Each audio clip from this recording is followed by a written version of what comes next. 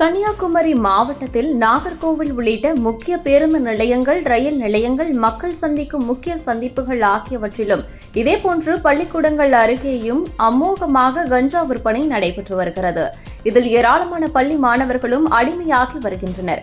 கஞ்சா விற்பனையாளர்கள் பல்வேறு நூதன முறைகளில் விற்பனையை கடைபிடித்து வருவதால் அதனை கண்டுபிடிப்பது போலீசார் திணறி வருகின்றனர். இந்நிலையில் வேறு வழியின்றி நாகர்கோவில் மற்றும் திருச்சி ரயில்வே போலீசார் நாகர்கோவில் ரயில்வே நிலையத்தில் இன்று போதைப் பொருட்கள் தடுப்பு விழிப்புணர்வு நிகழ்ச்சியை நடத்தினார்கள்.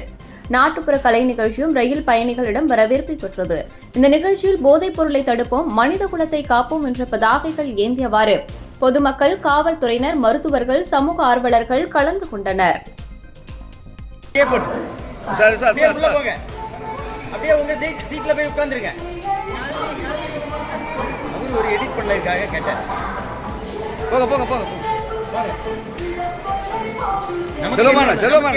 ஆரம்பிக்கல, நமக்குள்ளது இனிமேதான். அது நீங்க எப்ப நடத்துங்க. சரி, ஓகே.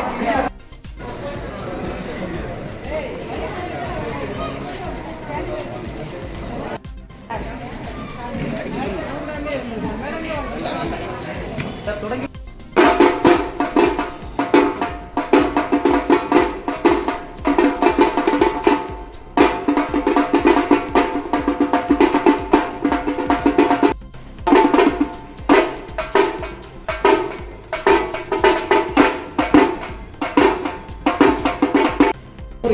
அதாவது நம்ம இந்திய திருநாட்டில், குறிப்பாக இந்திய திருநாட்டில் நம்ம டிராபிக்கல் கண்ட்ரோல் இருக்கோம். இந்திய திருநாட்டில் நம்ம என்ன செய்யறோம்னா, நமக்கு தேவையான உடலுக்கு தேவையான ஒரு நாளைக்கு தேவையான அல்கஹால் 1 to 3 ml தான்.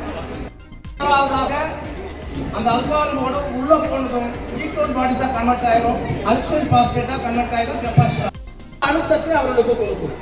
இது எல்லா போதைப் பொருட்களுக்கும் இயற்கையானது தான்.